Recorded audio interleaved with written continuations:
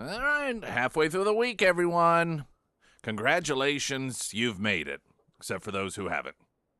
Springfield's Talk 1041. I am Nick Reed. Streaming live, KSGF.com, also on YouTube. There you go. There's the wave. Oh, poor Sarah doesn't feel well I'm today. okay. I'm a Oh, mouth breather today. My oh, nose you're is a all mouth breather today. stuffed up. Isn't it what they say in Stranger Things? You're a mouth breather. So, yeah, I do believe that is correct. We do have on Friday our Heroes Breakfast. So if you're a veteran, we'd love for you to come out and join us. Get that free breakfast thanks to Delta Roofing, Air Services, Heating, Cooling, Plumbing, Electrical, Warrior's Journey, and Scramblers. One of the things I do want to talk about, because I know there's a lot of conversation about it yesterday because of, well, I think Glenn Beck talked about it. Evidently, Mark Levin talked about it. I don't know. It may have been talked about all day yesterday. And I know last night I got feedback from somebody saying, "Hey, this may be something you want to talk about because I've had a lot of people come into my place and they're concerned about whether it's going to have an impact." And this has to do with the Democrats fast tracking the purchase of radio stations by George Soros using over 25% of foreign dollars, which is supposed to go through. Anytime this happens, there's a process in which, it doesn't go through if that's the limit, 25%. If it's over 25% foreign ownership, then it does not go through. And what happens then is there's a petition to hear arguments in favor of it, and then the parties that are interested come and make their argument. And the Democrats fast-tracked it. So, no, you don't have to worry about that. Foreign ownership, absolutely fine. It's George Soros, of course. And oftentimes the stories note that these radio stations that the left is gobbling up because they will leave nothing uncontrolled are talk stations that carry shows like Glenn Beck and Mark Levin and, the shows that we carry here. And so I thought that I would address that. Now, just out of the gate, I'll tell you that does not affect us whatsoever. This is a company called Odyssey that the purchase is involving, and they have a couple hundred radio stations, none of which are in Springfield. Now, in Missouri, there are some in St. Louis and Kansas City, but it's nothing that will impact this station or even the Springfield market. So that part of it, you don't need to worry, rest assured. But I'll fill you in on the details if you're just hearing about it for the first time here. But what it is we are watching the authoritarian left, and they just cannot stand any diversity of thought. They cannot stand any diversity of opinion. This country, they will not rest until it is run like a cult, in which there is only one version of things and everyone obeys that version of things, and any outside thought or diversity of opinion is viewed as dangerous, as something that you need to stay away from. And they've been, even some of our most sacred institutions that we thought were safe, like the military, they have managed to do tremendous damage in. They're working hard at country music. They've made some inroads there. And one of the areas that the alternative to the elites have had is talk radio, largely because it allows for long-form conversation. It facilitates thought and critical thinking as opposed to just sound bites and headlines. And that's why it is that the left doesn't really flourish. They tried Air America, and it just failed miserably. And I think there are a number of reasons for it, but largely there's only, if you got to fill 3 hours a day, and the entire premise of your arguments are that everyone else is just a bad guy, everyone else is racist, everyone, if people don't agree with you, they're homophobic. You can only name call so many times before it becomes exceedingly redundant and unengaging, and people don't want to listen any longer. And that is one of the main reasons that liberal talk radio crashed and burned. It just didn't do well at all because there was no substance to it, no intellectual curiosity, no engaging thought, no anything about it that would be engaging to someone. So They've tried it before. Now, this is a new approach. What does this mean? As they take another crack at the world of talk radio, and this approach is just have George Soros start buying them all up. So we'll talk a little bit about the implications of that coming up. But like I said, out of the gate, that does not impact us. It's a company that, we're Summit. That is a company called Odyssey. They don't even have stations in the Springfield market. So that immediate concern is something that you don't necessarily need to worry about in terms of the impact on this station and this show. The Pyramid Roofing Company talk at text line 447 KSGF. Now the latest news update.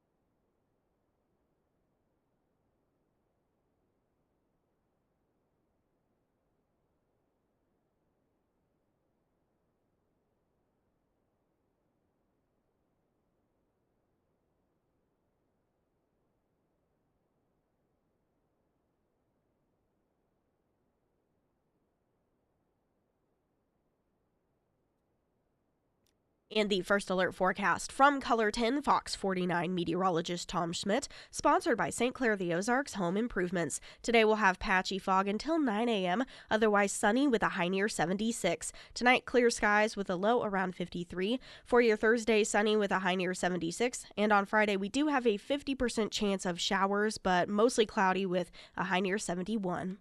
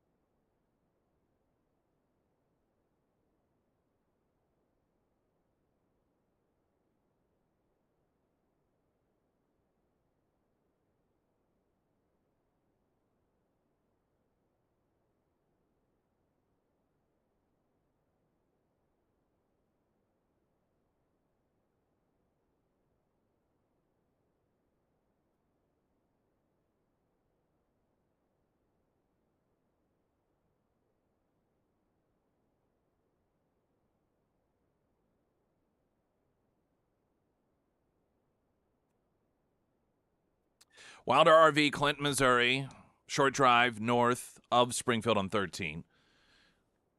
Everyone has their own patterns. I don't know. Maybe you have an RV and you don't really worry about maintenance until maintenance arises. Some of you are just a little, dare I say, wiser, and you keep the preventative maintenance up. Perhaps it's in the spring when you get it out. And you're ready for that RV and weather, or maybe it is going into winter before you store it away during those cold winter months. Either time, whenever it is, or the unexpected. Wilder RV, they offer full spectrum of repairs, whether it's HVAC, electrical, plumbing, water damage, slide outs, appliances, you name it, they can handle it, and they've got the accessories as well. Wilder RV, they're not just your go-to and expert when it comes to purchasing an RV or financing to purchase an RV, but all of that routine maintenance and unexpected repairs. WilderRV.com, Clinton, Missouri. You can find them at KSGF.com under Nick's endorsements. So Joe Biden is apparently going to be on The View today. I think, honestly, we should just air it. I think The View airs at 10 a.m. our time. That is the only time I will ever advocate for us to air The View. I mean, what do you think he's going to say? I don't know. The report is The View is set to make history on Wednesday.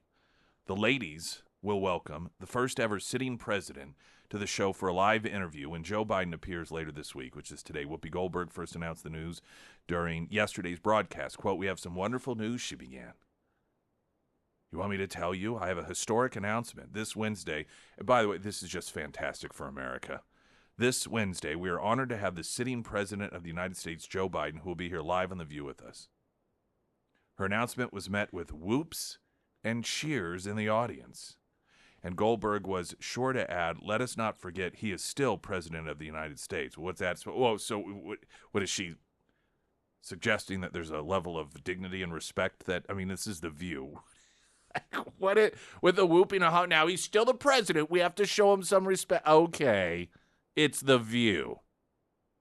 The fact that he's going on The View itself is a slap in the face to the dignity of the office of the presidency.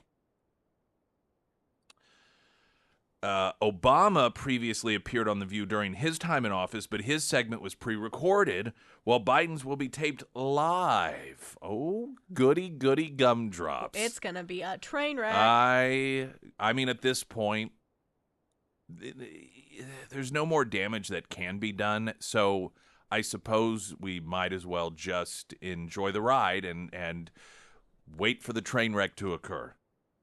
The release notes, quote, "The exclusive appearance marks the first live appearance by a sitting president on the show, and the second time a sitting president has visited following former President Barack Obama's history-making visit." You know, the thing about it is, it's not that it's not the format that should be below. It is below the dignity of the office. It's not below the dignity of Biden, but it's below the dignity of the office of the presidency. And it's not because of the format. It's not because, you got 4 or 5 gals sitting around talking about the news of the day. It's because we're talking about, frankly, objectively, the lowest common denominator. The number of times that they have gone to break and had to have come back and apologize because they got something wrong, something that's so clear and obvious, and for them to have to acknowledge it, because this is presented by ABC as a news program. This is what they consider news. This is a news program providing news of the day to you. And we know how the media, particularly ABC, has no problem whatsoever spreading disinformation. I mean, we all saw the fact-checking / failure to fact-check during the debate. They have no problem with brazen, blatant spreading of disinformation. So whenever they feel that they've said something that was so embarrassingly wrong that they force the provider of that information to, after a break, come back and apologize and correct the record, it's way, way out in left field. And as often as they have to do that on The View, given their standards or lack thereof, it's on par with MSNBC. And to put the office of the presidency in that particular sort of setting, it is below the dignity of the office. But again, unfortunately, it's not below the dignity of Joe Biden. And this is where we have the problem. So we'll see how it pans out. I'm sure they're going to talk about, I can just hear it now, how patriotic he is. That he sacrificed his personal and political ambition for the good of the country. If only Donald Trump would do something like that. I mean, just now, mind you, of course, this is a guy that they drug kicking and screaming. His own party had to threaten to use the 25th Amendment to remove him from office Nancy Pelosi, Chuck Schumer, the big billionaire donors had to start pulling their money. This isn't a secret. This isn't speculation. Everyone has acknowledged that this is what played out. The final nail in the coffin, according to his campaign director, was when the Democrats, the billionaire Democrats, cut off the funding. And he said, well, without that money, that's what that campaign was reliant on. We just couldn't do it. And so we sat and watched this pathetic old man that all of us for years had observed as having cognitive decline. The media and the Democrats saying that that was conspiracy theory, that was ageism, that was Republicans simply trying to distract the American people with disinformation. Kamala Harris, by the way, part of that lie, part of that cover-up. Every day. That woman sat there in interviews saying that she every day sat with Joe Biden and watched him run circles around other world leaders, that he was always the one person in the room that everyone was looking to because he was so bright and had the ability to comprehend concepts that others were not able to. This is what she claimed. She just lied to the American people. Not about something incidental, but something very, very serious. Then, of course, when they realize that they could no longer hide it, they all pretend as if, no, they've known it all along. And as if they are reporting it to us for the very first time. And the maneuvering, the threats, the cutting off of the billionaire funding to Joe Biden until he had no choice. Now they all act, these same people. Joe Biden is a patriot. Oh, the way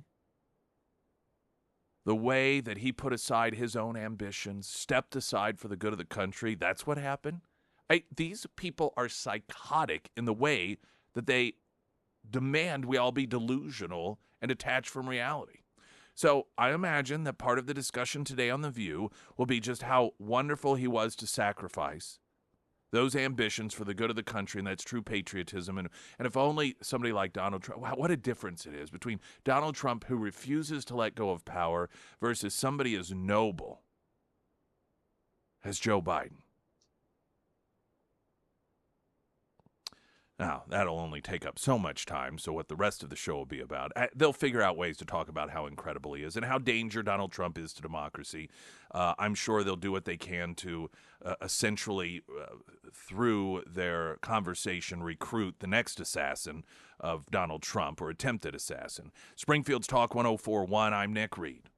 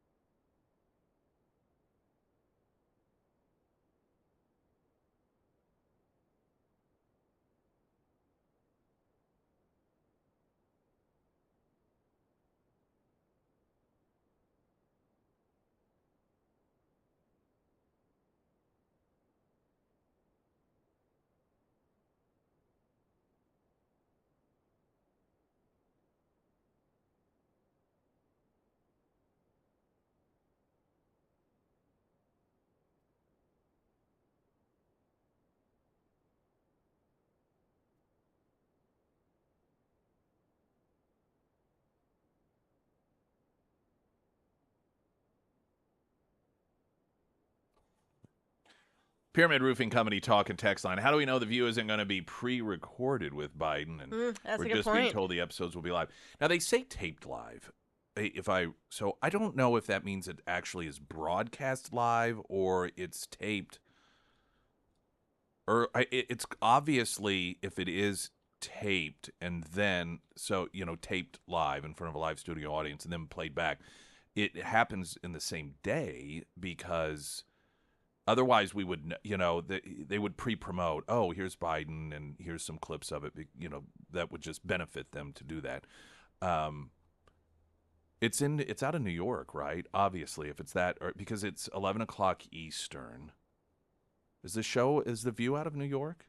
I don't even know where this is. I mean, either New York or L.A. It's one of the two. Now, New York. Okay. And to take, which I think that is what they're going to do. It basically they treat the show like it's live, but it is pre-recorded. So, but So they should have like a live audience, and it taped to the exact length, but it's still pre-recorded. But it would be today still, though, right? I mean, if it was recorded days in advance, you would pre-promote it. So it would, like whenever there's an interview with Joe Biden, here's clips of it because you want as many people to watch as possible.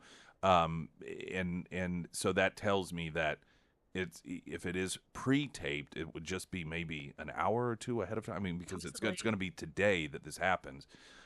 Anyway, all that being said, I still, to some degree, am perplexed as to why they even bother having Biden do this stuff. Do you think they're going to have, like, stipulations? Like, no children in the audience. Yeah. No ice cream trucks are allowed to drive by. Or music loud. No, yeah. No sudden movements. No, don't look him in the eye. No Easter bunnies. Go through the litany of different occurrences that have caused him to get easily distracted, confused, and or scared. But I just really don't. Some of this stuff I can, to some degree, figure. Like, he spoke to the UN yesterday. Which, by the way, he presented himself as stepping aside for the good of the country. Again, totally delusional. He had no option. His own party kicked him, drug him kicking and screaming until they were able to overturn the election. But you could say, okay, it's the United Nations, and so his people are like, well, it's sort of a last deal, in the United States always speaks there, and so it would be odd not to, and it's going to be scripted, and so you can see in some of those instances why they go ahead and do it. But why on earth? What is the thinking behind putting him on The View? Where it's, even if he is given questions ahead of time or subject matter they're going to talk about, that's no good to him. I mean, that is no good to him whatsoever. There's no prep work that's going to do him any good. There's obviously going to be a degree of banter. There's several different people there, so you could have crosstalk, which could very well be confusing for him. Now, I imagine mornings are a little better for him just because of his conditions. Generally, it's in the evening that people with his condition have the biggest issues. But I mean, he's not running for re-election, so there is no, gosh, he's behind in the polls and we are hurting with women, and yeah, he may screw this up, but we got to get out there. We got to do these Hail Mary situations. We got to do it. There's no reason to do it. There's no upside to it. Unless there are just people who want to humiliate him at this point, people that are within his circle that are almost acting revenge for having to cover for him all this time, and and thinking, yeah, all right, let's just put him out there and let's just let him continue to humiliate himself. I just don't understand what the point in it is. Because there is no upside. There's no upside for the country. There's no upside for the presidency, the office of the presidency. There is no upside for him to do this. Why his people think this is a good idea, I don't know. But we'll find out, I guess, how it goes today. Coming up, I do want to talk about, get you updated. The FCC has been accused of an unprecedented abuse of process after fast-tracking Soros' acquisition of radio stations. Many, not all, but many of them are talk stations that are conservative. And this is one of the last areas in which there is the freedom to have open conversations and diversity of thought. And the left, of course, wants all of that completely destroyed. And so there are reasonable concerns as that totalitarian approach that the Democrats have been taking plays out in front of us. So exactly what does this mean? I should note this comes on the heels of Tim Walz just within the last couple of weeks meeting with George Soros' son, and an article in which Kamala Harris's campaign were posting fake like George Soros, one of the many things that he has going on, or one of his organizations is it's a quote newsletter. It's made to look like news, but it's not. So of course they write these quote news stories about how horrible Trump is and wonderful Kamala is, and Kamala's campaign is posting them out there like they're real news stories when they're not. So there's been a close coordination, clearly, between Soros and the Kamala Harris, Tim Walz campaign, and now the FCC fast-tracking, because of Democrats, which includes a disproportionately high number of foreign dollars, which I'll explain all of that coming up here. Pyramid Roofing Company talk and text line 447 KSGF. I'm Nick Reed.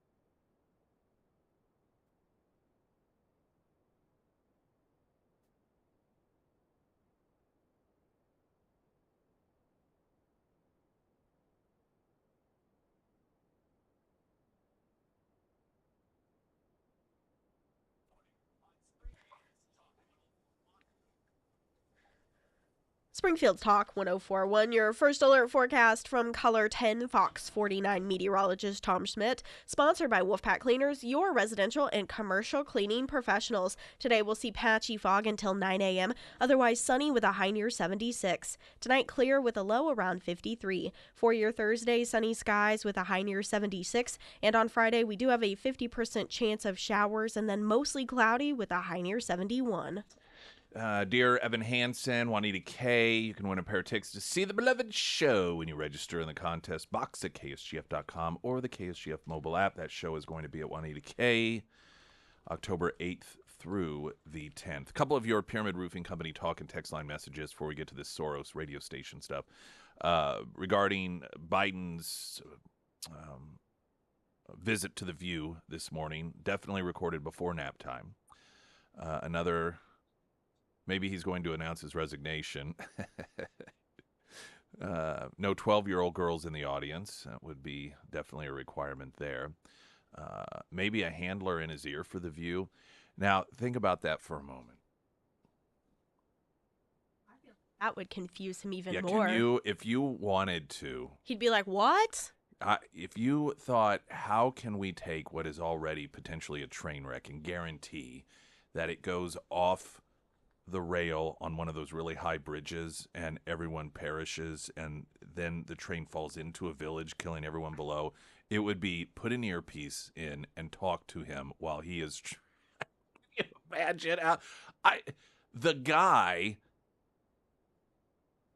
let's not forget the guy got startled when he saw the Easter Bunny, and I still swear it's because he was trying to figure out if other people saw him as well. It was, he was like, does everybody else see this? I just can't even begin to imagine, because he'd forget that it was in there anyway. We're going to put this, we're going to talk to you. And so while people are talking to him, he would be, if he's fed answers and trying to keep that and forgetting that it's in there, wondering who's talking to him. Oh my gosh. We could only wish that is how that would play out. That would be so deliciously perfect. Maybe that's when he does get confused. They've tried that before where he just sort of stops and he gets that look in his eyes. Oh, it's so sad what they have done to him. It is so very sad. The FCC accused of unprecedented abuse of process after fast-tracking Soros' acquisition of 220 radio stations. Now, the large overriding headline here is it is the dark tentacles of the left doing what they can to snuff out any sort of political opposition. And one of the areas that people still have the greatest amount of access to free speech is this format. It's talk radio. And the Soros dollars, over 25% of which he's getting from foreign entities, is coming into play here, trying to gobble a bunch of those up. Now, that is not going to affect this station. So this is a company called Odyssey. They own 200-plus stations, and this is an acquisition of those. That's not us, and none of those stations are in this market. St. Louis, Kansas City, yes.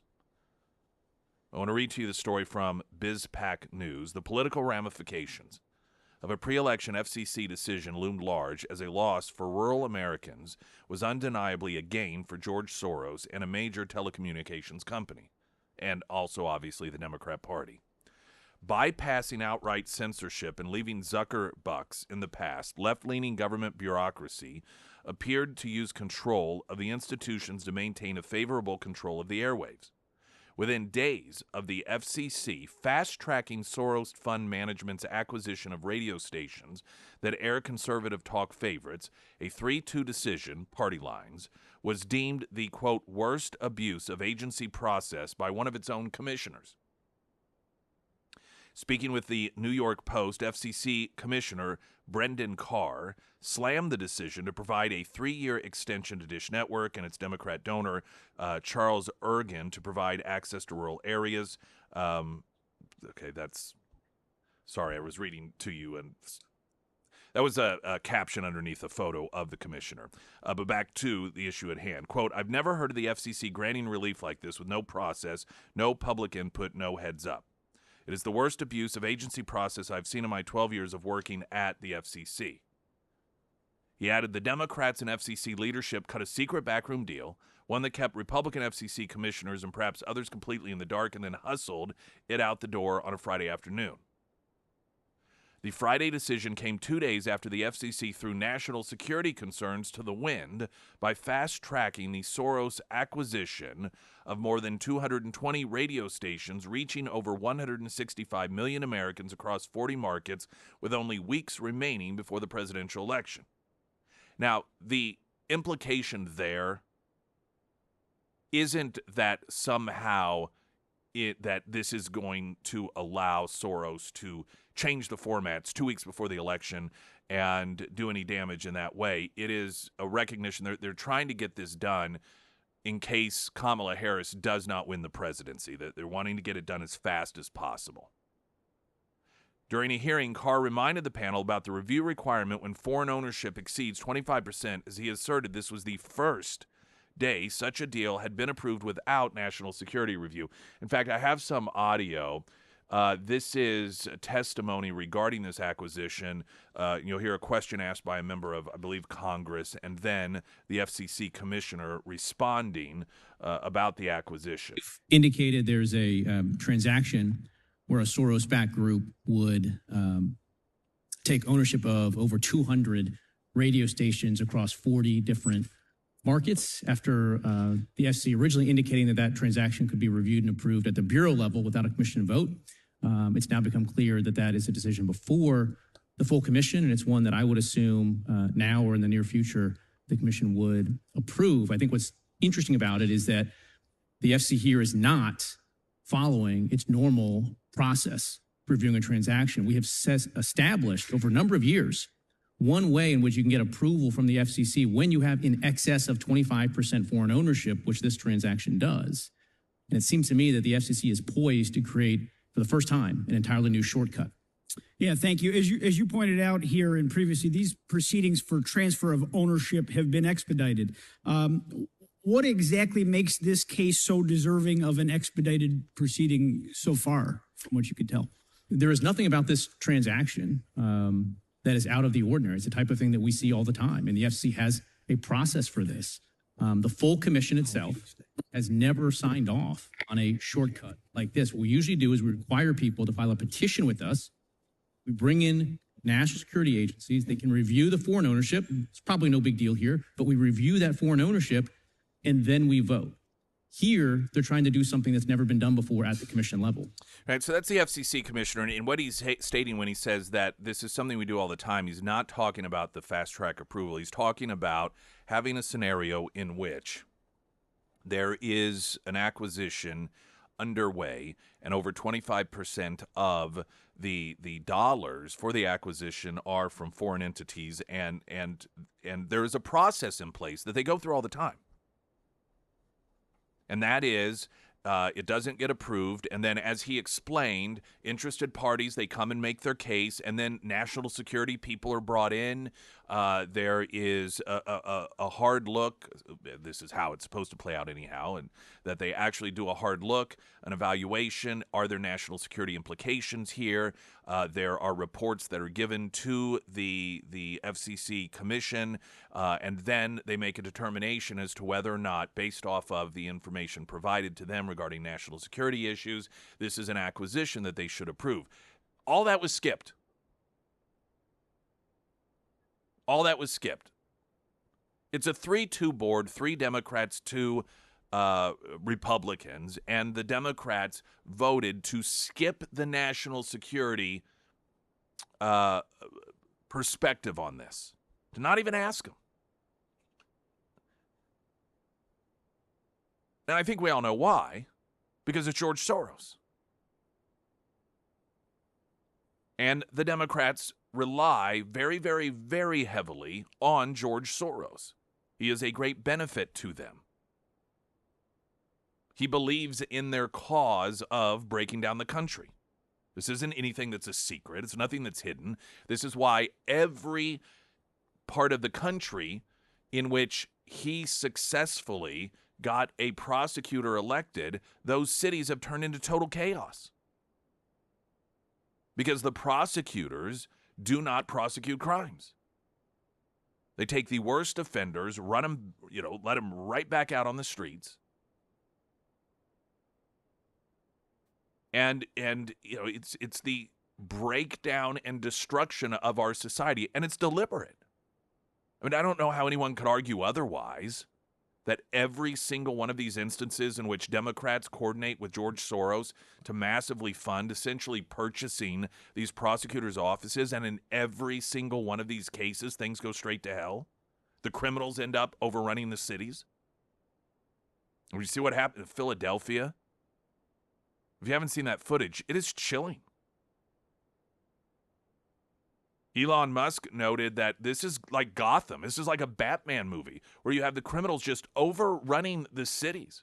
There's footage of, and some of them are even dressed in costumes, that they just swarmed a police car. No fear whatsoever. And the reason that these criminals have no fear is because they know that anything that Soros touches, any prosecuting offices that Soros purchases, that even it's not a matter of how many arrests. Well, we've increased arrests. That means we're fighting crime. They know that they're going to get right back out on the street. So here, George Soros, using over 25% of the funds coming from foreign entities, wanting to acquire over 200 radio stations, many of which provide information, conservative shows like Glenn Beck, Mark Levin, Dana Lash, Sean Hannity, like all the shows we carry. It's not going to affect us. And for the very first time in the history, the FCC votes to not have the standard national security view and report on what implications this will have. Now, this is the same political party, let's not forget, that claims that our democracy is at stake because a handful of people in Russia buy $200 or $300 worth of ads on Facebook. But they greenlight foreign acquisitions of radio stations bypassing national security view and reports on it. We're going to take a break. More of the details on what this means exactly coming up. And again, I know I keep repeating it, but I know understandably, particularly when you hear the New York Post reporting, outlets noting that the shows that are impacted by this, Glenn Beck, Mark Levin, Dana Lash, Sean Hannity, that's not going to affect them here. So you don't have anything to worry about regarding this Democrat-pushed acquisition of radio stations by George Soros. Springfield's Talk 104.1. I'm Nick Reed.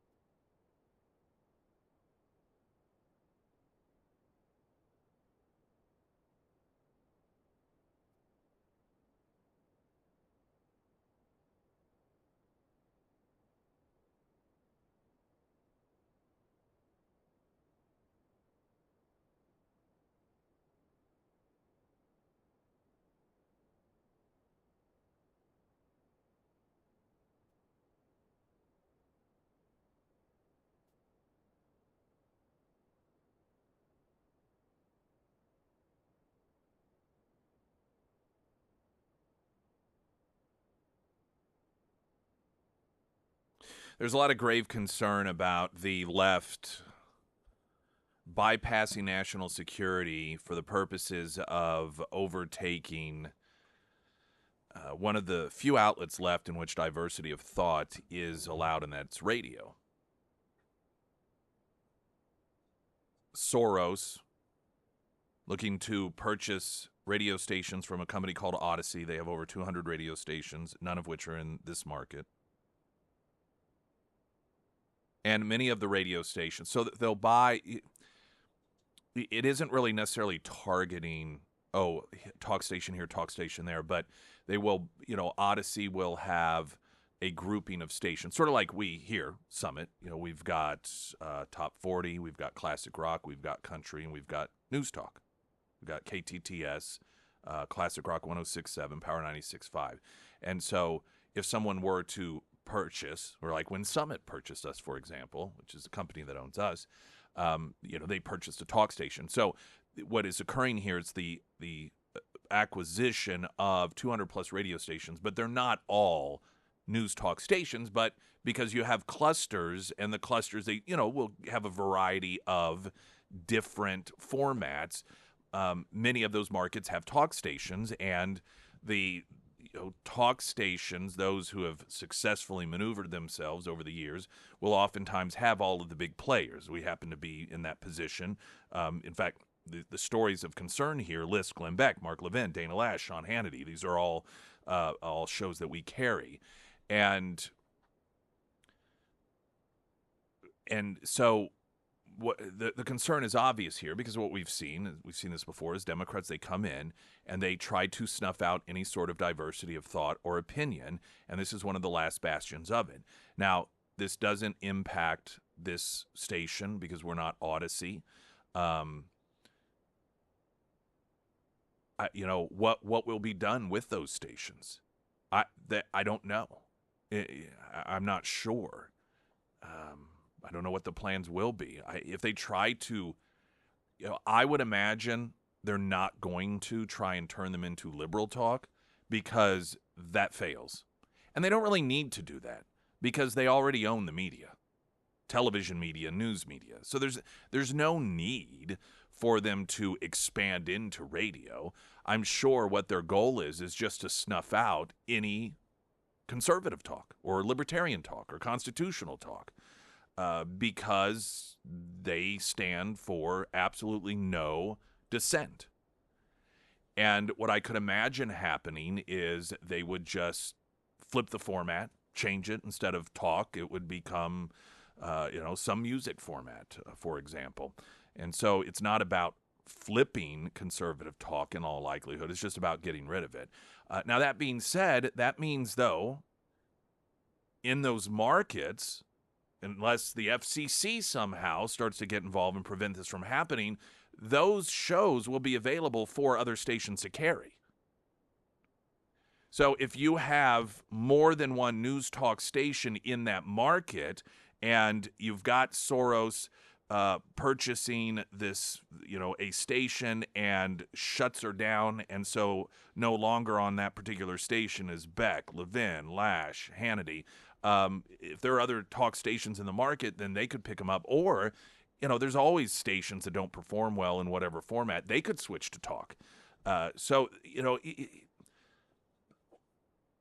The intent is clear, and we should all be very, very concerned about it. But I think that if their desire is to easily and quickly shut down these voices that are diverse in thought, I don't think it's going to be as easy as they necessarily think. But that doesn't mean we shouldn't be concerned about their totalitarian approach, because we definitely should.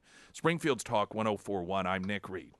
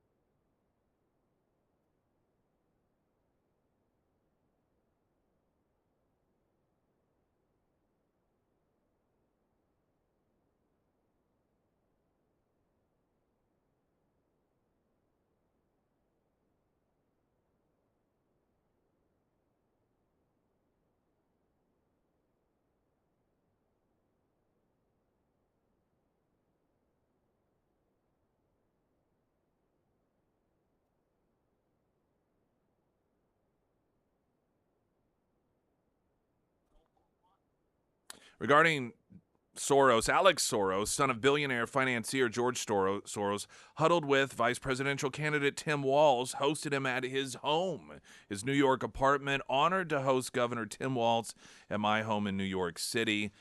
This after the 38-year-old has taken the reins from his father, donating, of course, millions and millions to Democrat causes to further destroy the country. Hey, once again, one of the richest people in the entire world, Lincoln Arms, promoting Harris Waltz. What does that tell us?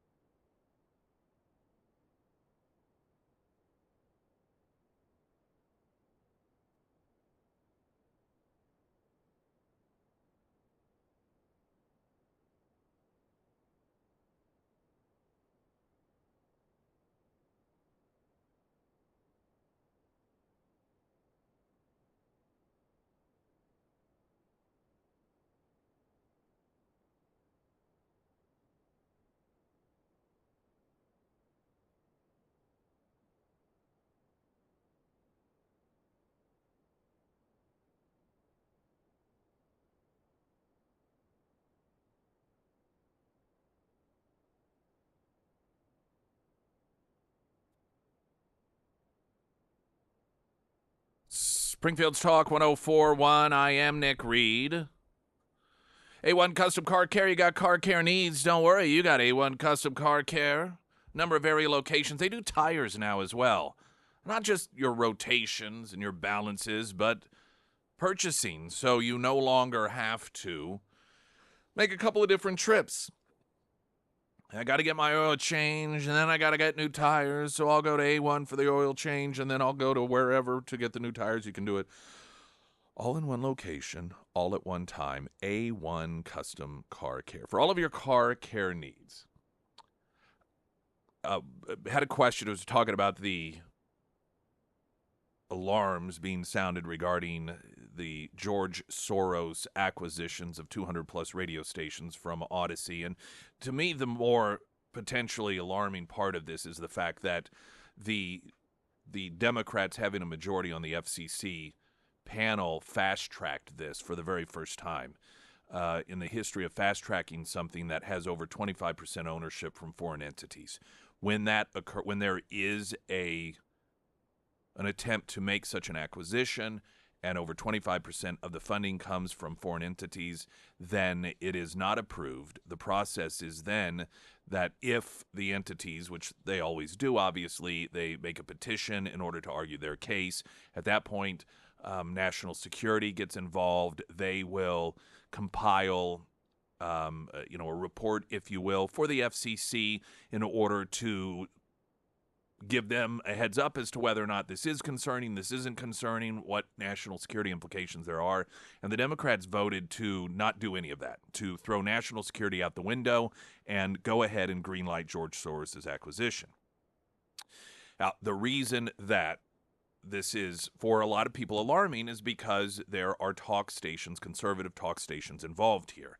And so I was talking about last segment and how that won't affect us because we're not Odyssey. Odyssey is they're the owners of these radio stations. It's a company that has been looking to sell their radio stations. So that's what's going on here. It's a company that owns radio stations, and this is where Soros is wanting to buy these up. Someone had said, "Are you sure this won't affect you?" Dana Lash says it'll affect her shows. Well, it could very well if the Odyssey stations that she's on, George Soros decides we're going to flip that format and turn it to something else. Then she will no longer be on there. Now, this isn't to downplay the serious nature of the Democrats trying to expedite a significantly large portion of ownership to foreign entities of our radio stations for clearly political purposes, because that is very serious. But I think there's a couple of things here. One, when people hear 220-plus radio stations, there is the belief that that means 220 talk stations. That's not what this is. Odyssey has 220-plus radio stations, but at best I can tell, the number of just visiting their site of talk stations that they have are 20. And, so what happens is, for example, they have a cluster in Kansas City. They have a cluster of stations in St. Louis. Those are the two Missouri markets they're in. And in each market, they own 6 stations, say. I don't know the exact number, six stations roughly, perhaps. And one of them will be News Talk. And so it's easy to conflate those two things. You hear acquisition of 220-plus radio stations, and the concerns are here about the News Talk component. And so it's easy to, in hearing the information, to think that means 200-plus talk stations, when in fact we're talking about 20. Again, I think also at the same time, if Dana Lash or Mark Levin or Sean Hannity or any of these others are in a market on a station that is an Odyssey station, and then George Soros buys them and shuts them down, another radio station could, trust me, all of those networks that carry those shows are going to be on the phone with the other talk stations in the market saying, hey, Dana's free now. Do you want to pick her up? I mean, this happens all the time where, if you've got a show that's not in a market, they have people who call, they try to get you on the radio station. So I don't think the implications here are that certainly not nationwide or on stations like this, that these shows are going to go away. Even in the 20 markets, I believe, is how many, I think there's, again, 20 radio stations we're talking about that are news talk format. And I think a couple of those, or at least one of them is even sports talk. So, it may be even less than 20, that those stations, if they do get shut down, that there's a very good chance that the shows will continue, but on a competing station. I mean, that's what I would do if they're doing well in the market. I would certainly pick up those shows that get dropped. So the good news is, if their goal here is to immediately stamp out alternative voices, it's not going to be that easy. Now, that doesn't mean that this is something that we shouldn't have concerns about, because this is not good. This is once again a demonstration by Democrats that they do not believe in coexistence. They do not believe in minority rights. They do not believe in diversity of ideas. They believe in totalitarianism, and they will stop at nothing until they control absolutely everything. And if that means fast-tracking significantly high foreign ownership in terms of dollar amounts of radio stations in the United States, the public airwaves, by the way, these are public airwaves, then they'll do that. They will do whatever they have to do in order to have complete and total dominion over all citizens. And this is just another, step. But I don't believe that in terms of real, actual implications, that it is going to be as devastating immediately as it might seem that it's going to be. It could be a hassle for the people who are in charge of making sure that some of those shows are on radio stations. And like I said, yeah, it could affect some of those markets, St. Louis, Kansas City, if they shut them down. But there are other talk stations in those markets that could potentially pick them up. So it can have an impact, but I just don't think it's going to be as dire immediately as people might be afraid. But it's much, much better in this day and age to be overly cautious than undercautious. I will definitely say that. Latest news update.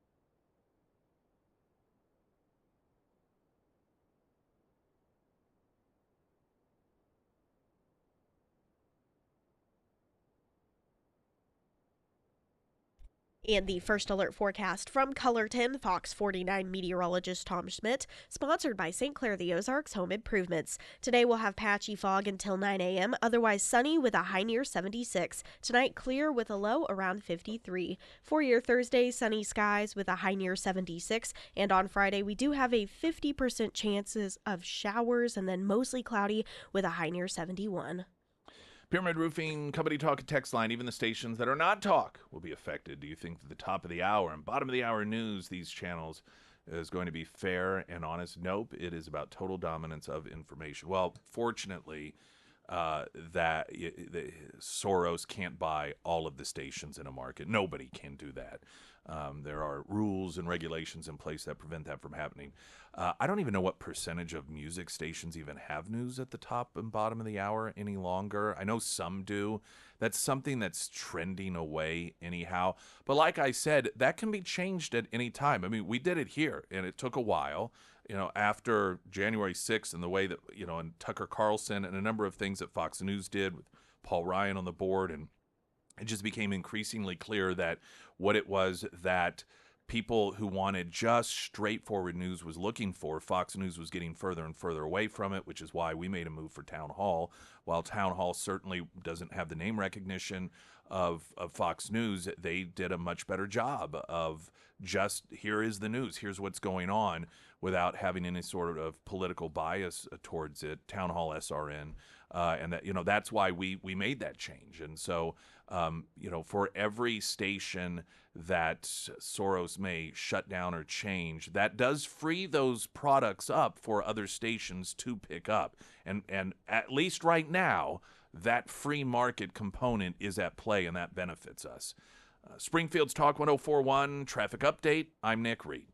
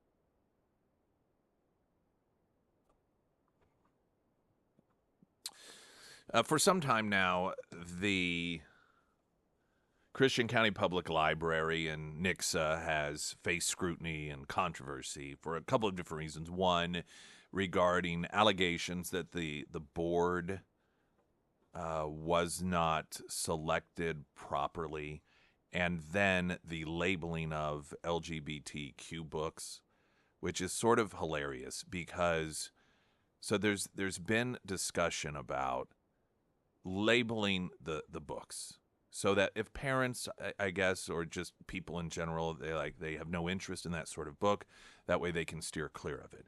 And because it is done from the perspective of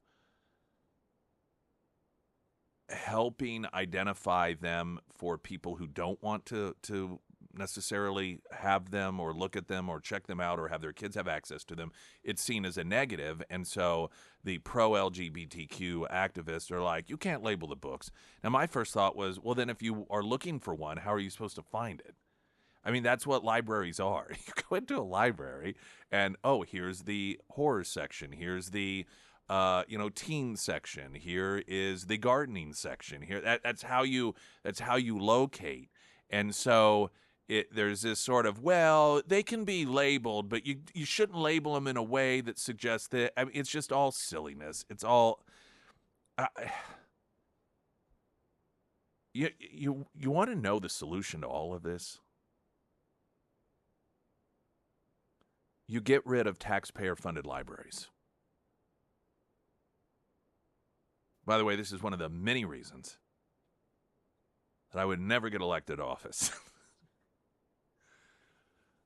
Because the idea of,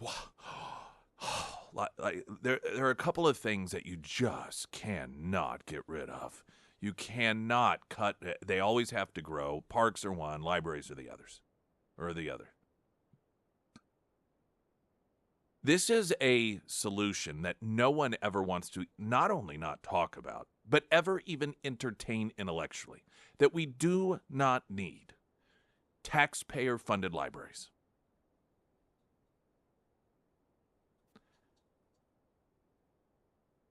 Libraries, the idea of libraries, and you can see, in Carthage, where I went to high school, there was one of the Carnegie libraries. That library that was there is funded by the Carnegies, and that was a big thing for a while. And then you get local governments doing it, and it was done at a time when people did not have access to books. There were not bookstores everywhere, and the people who had books were of wealthier means. They traveled around the world oftentimes, and they were able to acquire books. But books were not something that the majority of people could easily get. Even if they financially could afford them, they just weren't available. And so the only way that people could have access to information was to have big buildings set up that had lots of books in them, and then the public could come and check those books out and then return them. That scenario does not exist any longer. I mean, in a number of different capacities. One, aside from, books themselves, so you had different forms of communication, of providing information. One, word of mouth, storytelling. You had newspapers and books. And that was all that existed. So if you didn't have access to books in particular, now your newspapers would be daily information, but when it came to history and learning about science and, you, of course, as a child, you go to school and you have your teachers. But if you were an adult and you wanted to learn about gardening and there wasn't somebody there that could teach you or pass it down to you, or you had curiosities about the stars, the constellations, if you didn't have access to a book about that subject matter, then you just, unless somebody else was there to tell you, you didn't have any opportunity to learn that. Well, for Pete's sakes, information is everywhere now. I mean, I have an app on my phone that I haven't used forever. I downloaded it once, and it didn't even cost anything. I open it up, I point it up to the sky at night, and it tells me what every star is and every planet is and every satellite. And then I can tap on it and it also draws out constellations. I can tap on it. It opens it up. It tells all about that particular planet, that star. I mean, the availability of information is everywhere. It is the opposite of the way it was when the concept of public libraries was developed. Even books themselves.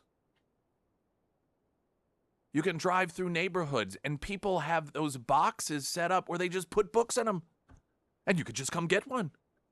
Then you can put one in if you want, or bring it back if you want. I mean, they're everywhere.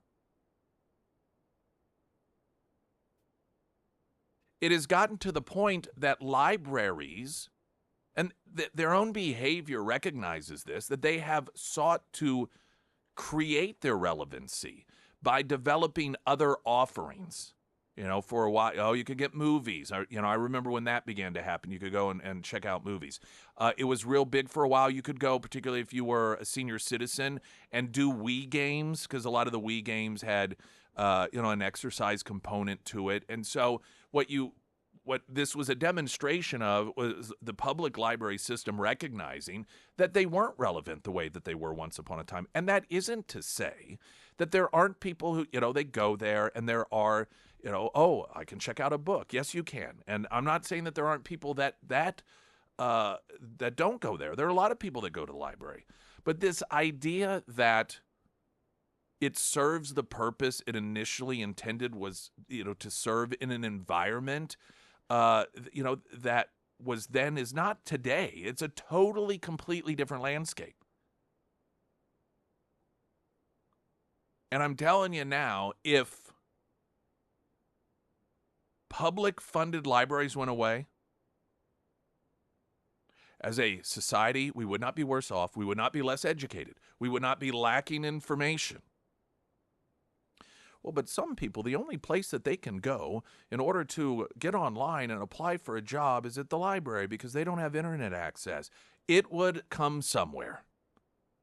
It would be developed or found. Maybe the billions and billions of dollars that Kamala Harris has failed to utilize in order to spread broadband across this country. Trust me, government will do that. I don't know the amount of tax dollars that are spent on public libraries across this country every year. But if people would just realize the reality of the fact that we don't need them, that information is available anywhere and everywhere we want it, for free even. And the troubles it caused. I mean, you think about the controversy of the Christian County Library and all the fighting. All of that is completely unnecessary, 100% unnecessary. But because why? Well, we've always had libraries. Yes, we did, in a different time, in a different place, a different era, with different needs that don't exist any longer in the way that they once upon a time did. But that's typical government, isn't it? When the need goes away, well, not only do we not give the offering, close that up, we got to do it more. We need more money. We need to expand. We need to be bigger. Any and all of the reasons that people could give that we need, to the extent that we do, taxpayers to fund library systems in this country, all of those reasons are offered in other capacities, or if they're not, they easily would be if libraries went away. But it'll never happen because it's the way we've always done it. Springfield's Talk 104.1, I'm Nick Reed.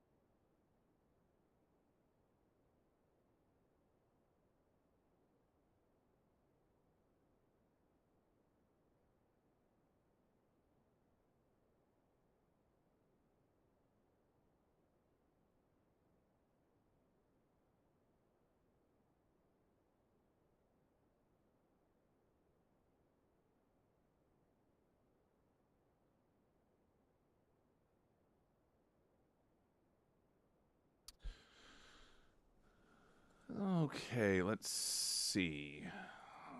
Pyramid Roofing Company talk at text line 447 KSGF.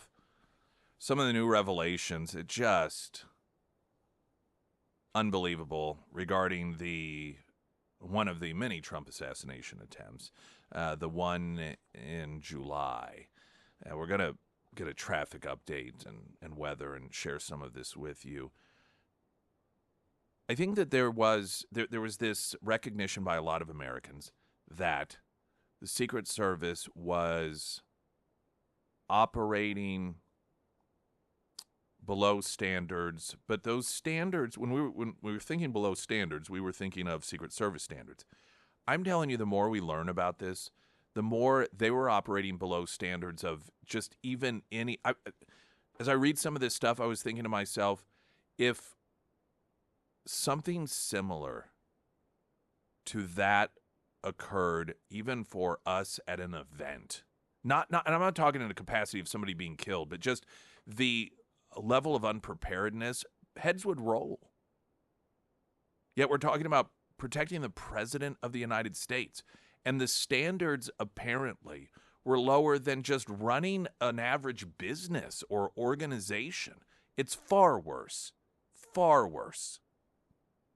than I believe even the most cynical imagined. Some of the latest revelations in just a couple of moments. Traffic update, I'm Nick Reed.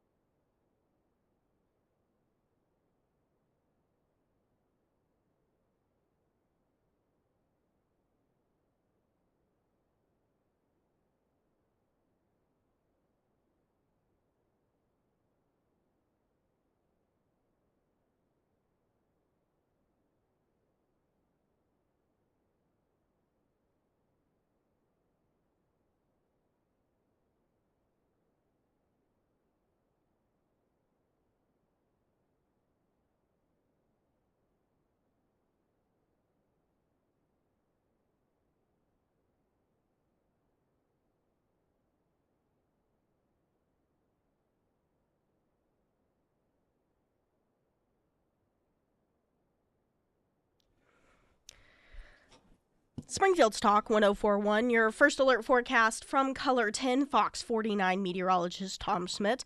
Sponsored by Wolfpack Cleaners, your residential and commercial cleaning professionals. Today we'll have patchy fog until 9 a.m., otherwise sunny.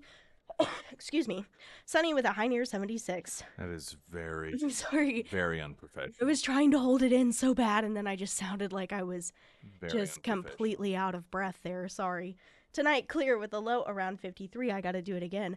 Thursday, sunny with a high near 76. And Friday, we have a 50% chance of showers and thunderstorms. Okay. Trump assassination attempt. And this is just, okay, I'm going to read to you from this Fox story. And these are just some of the latest revelations regarding the attempt in Pennsylvania back in July. A preliminary report on the July 13th assassination attempt on former President Trump from the Senate Committee on Homeland Security and Governmental Affairs ripped into newly revealed missteps that went into the Secret Service's planning and execution of security at the event, during which a spectator was killed, 2 others were seriously wounded, and the GOP candidate was struck in the ear. Among the key failures: an agent inexperienced with drone equipment called the toll-free tech support hotline for help after a request ahead of time for additional unmanned assets was denied, according to a preliminary summary of findings made public today. According to the committee, he had just an hour of informal training with the device. It is unfathomable that the people charged with protecting either, in some instances, the president, in this case, a former president and main challenger to the current power structure, and utilizing a drone device which is instrumental in making sure that, in this case, Donald Trump is protected, that they're calling the 1-800 number on it for help on how to use it?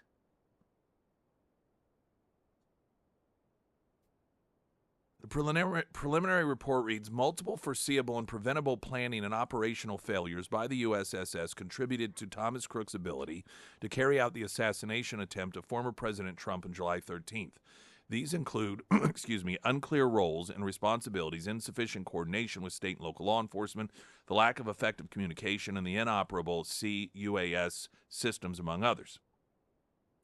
According to testimony from agents from Trump's detail in the Pittsburgh field office, neither of them were aware at the time when, 27 minutes before the shooting, the Secret Service's security room and counter-sniper team was informed that a suspicious person had been spotted near the AGR building with a rangefinder. The shooter eventually took position on the roof of that building. Shortly before shots were fired, a USSS counter-sniper saw local law enforcement running towards the building with their guns drawn. Okay, so now I know you and I aren't necessarily trained to be counter-snipers with the Secret Service, but you are a sniper. You were on that roof for the purpose of taking out any potential danger. You see local law enforcement running towards a building with a roof on it with their guns drawn.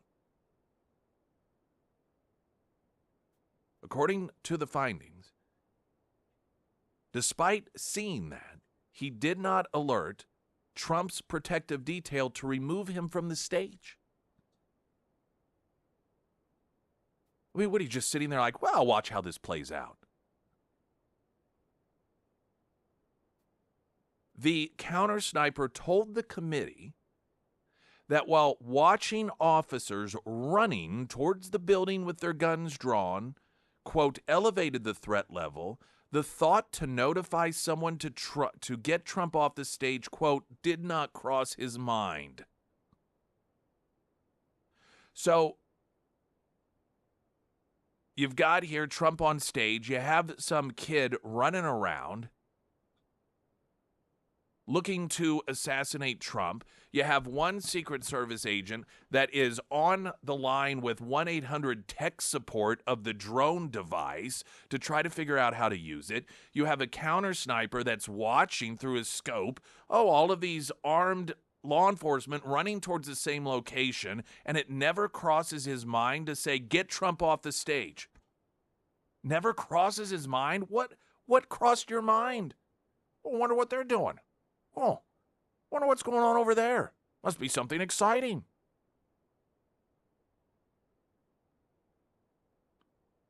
The fact that the Secret Service counter-snipers have been deployed at all was unique, according to the report. Their addition to the rally security plan has come in response to credible intelligence of a potential threat. Typically, an out-of-office candidate would not have counter-sniper teams before the party's nominating convention, and the RNC did not begin until 2 days after. But they did because they recognized that there was, for whatever reason, elevated alert. But I mean, what does that mean? The sniper who said it never crossed his mind to say get Trump off the stage acknowledged that it raised things to an elevated level. Well, what does that mean? Apparently nothing. Does that just mean it's getting more exciting now? Advanced teams, and much of this we have known. But this particular report revealed that local law enforcement raised concerns ahead of the rally about the building, saying this could be a problem. Advanced teams on Trump's detail had also requested additional resources ahead of time, including additional drone equipment, which apparently nobody actually knew how to use anyway, and additional counter-assault agents to act as liaisons with local SWAT teams. These requests were denied, at times without any explanation. Oh, I think we know the explanation. Additionally, the agent in charge of drone equipment available on scene ran into technical difficulty that prevented them from flying the drone until after Crooks flew his own near the rally site. Other key failures: no clearly defined individual responsible for planning and security. I mean, it is a Keystone Cop. This is the struggle, and this is how sad things have become in this country and how low our standards are. The only debate here is whether this is the most incomprehensible incompetence that is humanly possible, or this was done deliberately in order to allow for, or at least make it easier, to assassinate Donald Trump. I mean, those are the two options. There's no other option. And for a country that once upon a time used to be the envy of the world in all things, economics, security, just everything. And what an absolute crap show. Keystone Cops would have done a better job.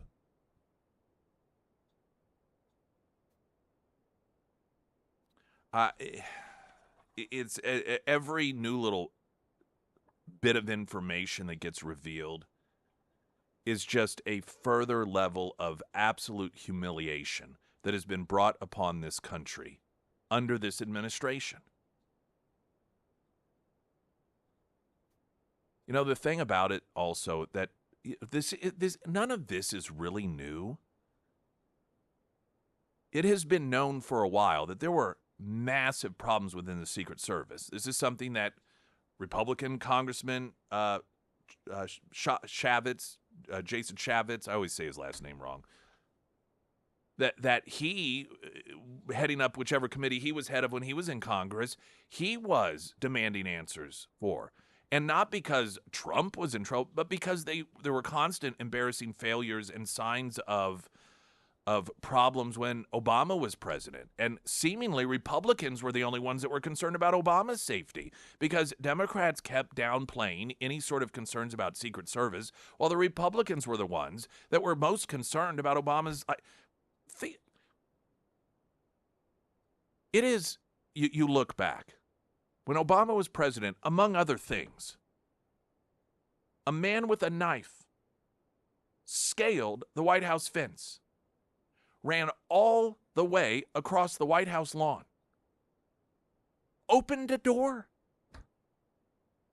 went running through the White House with a knife. And he was, and some of his running through the White House, he either had gotten into or was getting to the residential area. The only reason he was stopped, I don't remember if the Obamas were there or not, but that's irrelevant.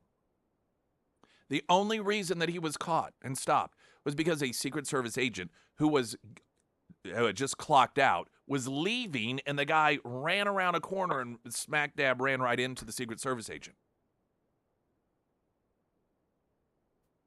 That was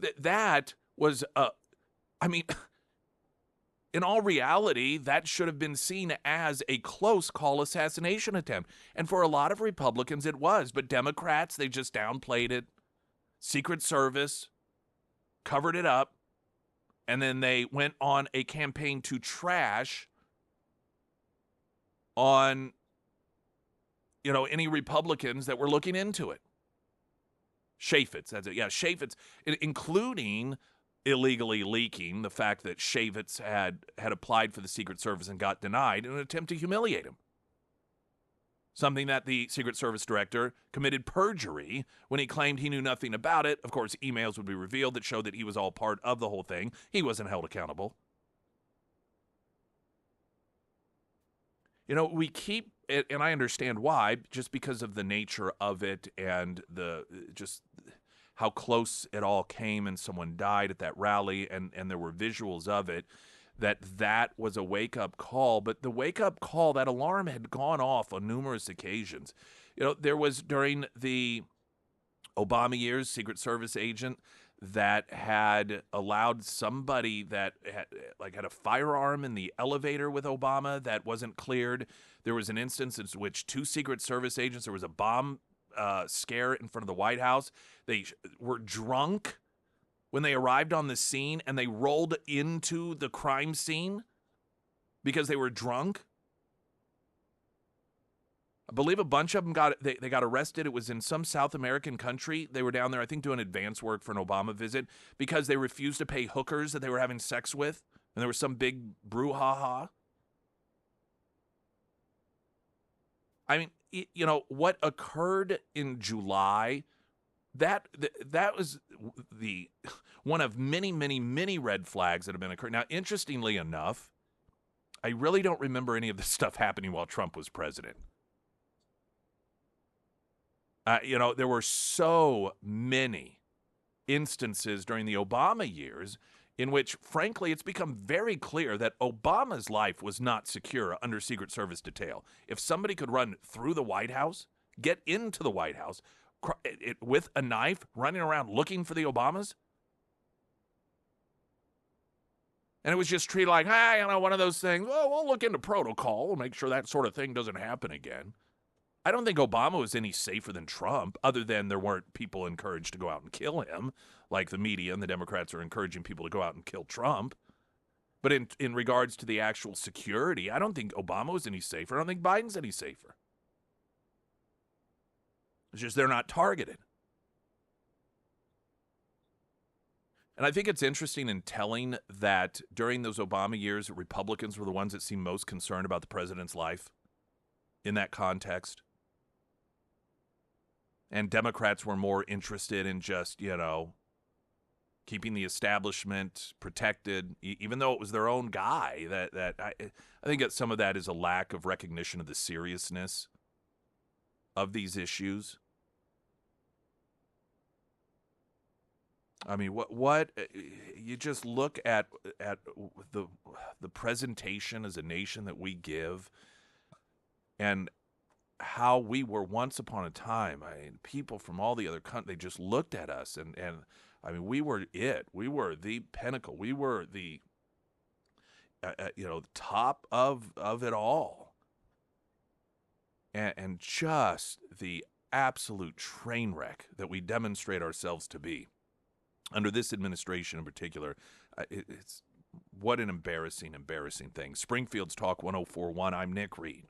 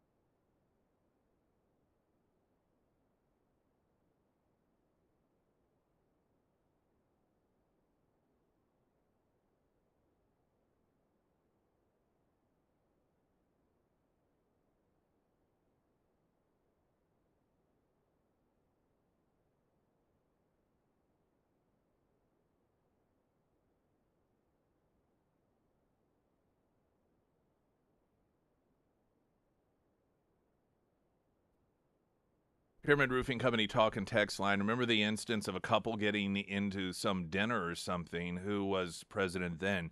Yeah, that was one of the first instances during the Obama years that I think there was a recognition publicly that there was an issue when it came to security. In fact, I found this story November 29th, Good Morning America, 2009, White House crashers, how the Salahis strolled past Secret Service. Nearly a week after aspiring reality TV stars Tariq and Michelle Salahi crashed the Obama's first state dinner, new details have emerged about the couple and their daring 2-hour masquerade on the White House grounds. Sources tell ABC News the leading theory in the ongoing Secret Service investigation is that officers at the initial White House checkpoint waved the couple in, assuming that their names would be checked again against a list at the next checkpoint. The couple proceeded through the first checkpoint, continued several hundred yards to a second screening station where their names should have been checked, but apparently were not. The Secret Service says here that it was there that the couples went through a metal detector, were checked for weapons. At 7:35 p.m., a Marine announced the Salahis to the world as the glitzy couple waltzed right into the supposedly super secure entry hall, completing an extraordinary breach of security. Robert Kessler, author of In the President's Secret Service, said, quote, those people could have had an outstanding arrest warrant or could have been involved with a terrorist group.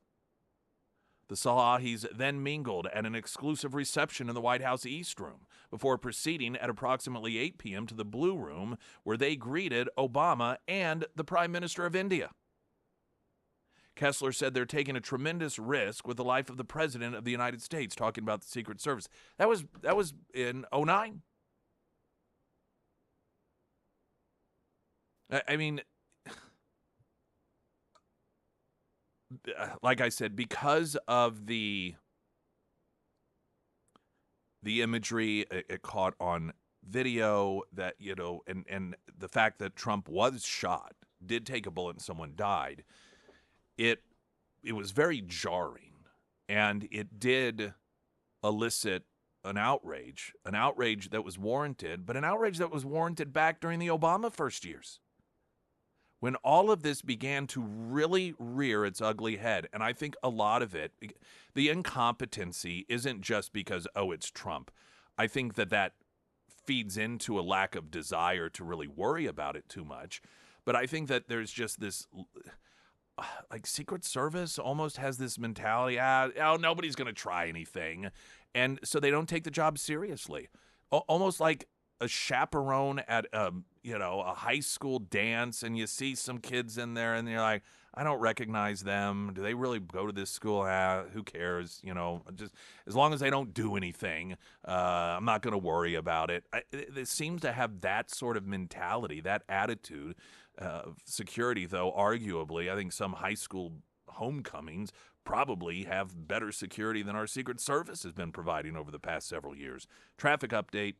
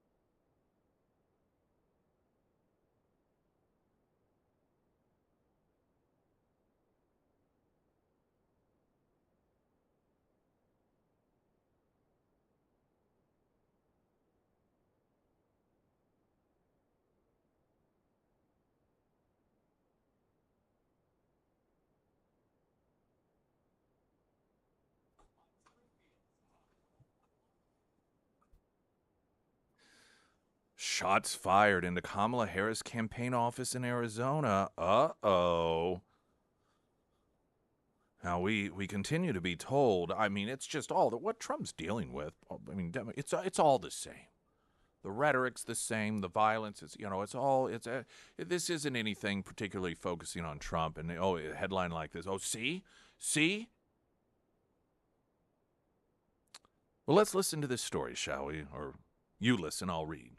Arizona police confirmed on Tuesday that the Tempe campaign office for Vice President Kamala Harris was hit with gunfire. Quote, we can confirm that on 9/23, what appears to be damage from gunfire at a DNC campaign office was discovered, Tempe police told NBC News on Tuesday. Police Information Officer Sergeant Ryan Cook confirmed that no injuries occurred and that the shots were fired during overnight hours. Quote, no one was inside the office during the overnight hours, but this raises concerns about the safety of those who work in the building, as well as those nearby, even though when this occurred, no one was there, no one saw it. Tempe police said that they received calls from workers on Monday morning reporting what appeared to be gunshots through the front door window of the office, which is shared by staff members for the Arizona Democrat Party. The gunfire incident marked the second time in just 2 weeks a campaign official had been hit with criminal damage, the first being shots fired from what appeared to be a BB gun. So the headline of shots fired into Kamala Harris' campaign office, actually, when you look into it, is no one actually saw anything. They called the police in order to point out what looks like BB gun marks in the window. Clearly the exact same thing Trump is dealing with.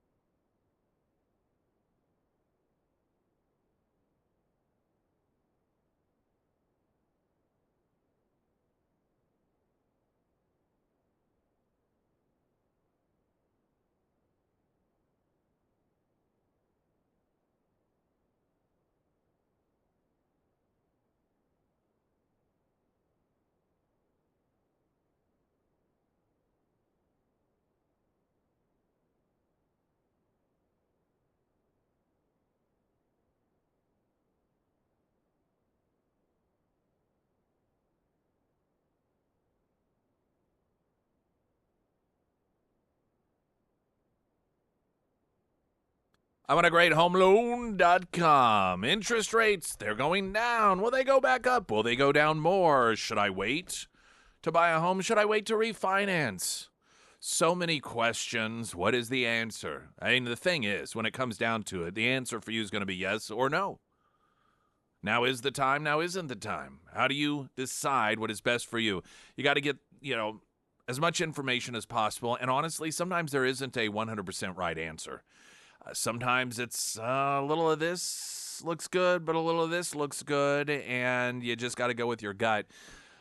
But all you can do, is get the most amount of information as possible so that you can make the best decision possible, and that information is available to you through the characters in their team at iwantagreathomeloan.com. And let's say that you have your bank, your institution, and, well, I got a HELOC through them, and I got car loan through. I do everything. It's just easier to have it all done in one place. I recommend to you that even after you have them do the checking, and they're like, here's what you get, this is what we can offer you, that you still go to iwantagreathomeloan.com and get a second look. And you may find that, it's about the same, and so I might as well stick with my bank. But you may find that there are some other options available to you that could be a better fit for your particular situation. So even if they're not your go-to because you have a go-to, I recommend that you check with them secondarily, and that all starts at iwantagreathomeloan.com, because you do. Biden spoke at the United Nations yesterday, and there are a few things that sort of weave together on this. And Biden portrayed himself as this great sacrificer for democracy. He said, "This summer I faced a decision whether to seek a second term as president. It was a difficult decision." This was, everyone knows this was not a decision. Everyone knows. He had no choice. Once the billionaire donors cut off the money, this is his own campaign that has said they were very upset about this. That was the thing, which tells you how controlled the Democrat Party is by billionaire donors. That for all of the attempts that they made to get Biden out of there, it was not until, by his campaign's own admission, that the billionaire donors cut off the money that they said, okay, we're done. That was it. They had no path forward without billionaires. This was not a decision, let alone a difficult decision. There was no decision for Joe Biden. But we all live in this world of make-believe, where everyone knows it wasn't a decision he made, let alone some noble one in the name of saving democracy. But we all just applaud it and pretend as if that's what's going on. Now, you and I don't. We know that the emperor has no clothes. But everyone else pretends as if the gowns are flowing and beautiful. He went on to say, being president has been the honor of my life. There's so much more I want to get done, but as much as I love this job, I love my country more. I decided after 50 years of public service, it's time for a new generation of leadership. Yeah, again, all crap. None of this was your decision. Number one, we know this because it's a cohesive thought process, and that's something that escapes him. But secondarily, again, for all of the reasons that we all watched play out and observed.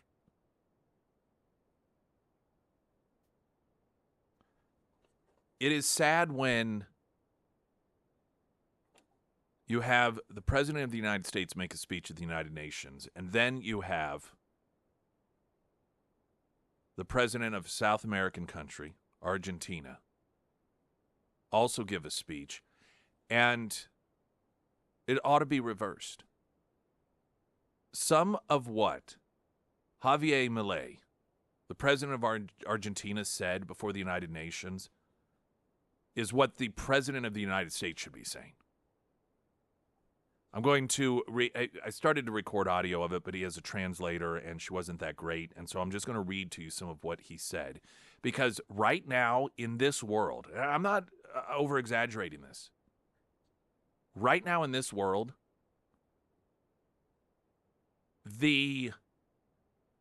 If you were to say who is the one voice in a leadership position that is the most profound, honest, strong voice of truth, it is Javier Milei, the president of Argentina. He is what the United States used to be. The words he is speaking are the words and the presentation that the world used to look at the United States and hear and see and understand. That has been surrendered. It is such an unfortunate and sad play that our kids are not going to grow up in the country that so many of us did, where that was us. We were the light on the shining light on the hill. That was us. That was the United States. And we're not.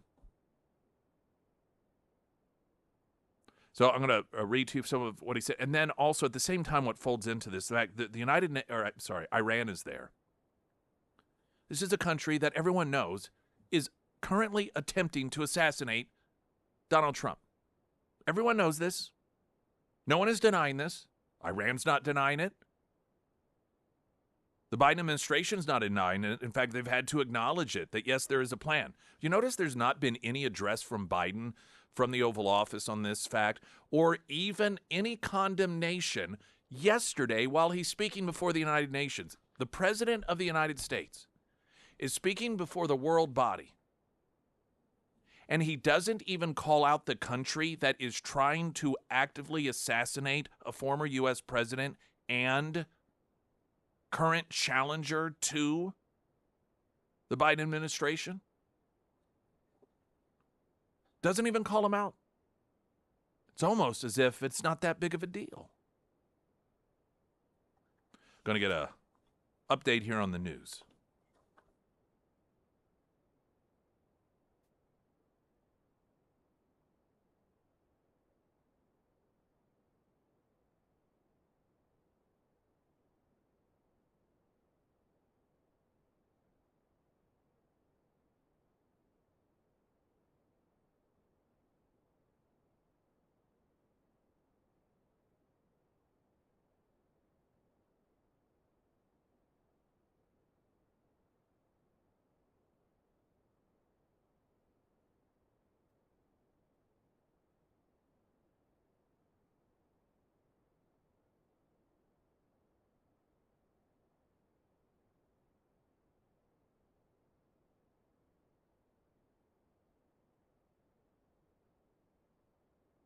And the first alert forecast from Color 10 Fox 49 meteorologist Tom Schmidt, sponsored by St. Clair the Ozarks Home Improvements. Today we'll have patchy fog until 9 a.m., otherwise sunny skies with a high near 76. Tonight clear with a low around 53. For your Thursday, sunny with a high near 76. And on Friday we do have a 50% chance of showers, and then mostly cloudy with a high near 71.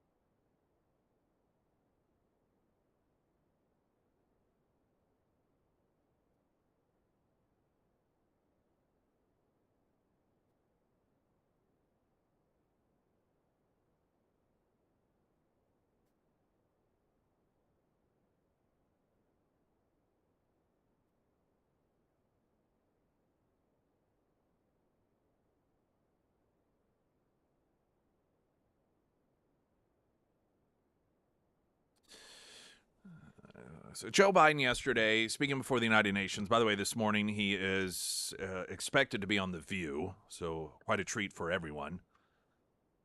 And he patted himself on the back, claiming that he chose to have his elections overturned and the billionaire donors hand the win to Kamala Harris. He claimed that he did that because he loves the country.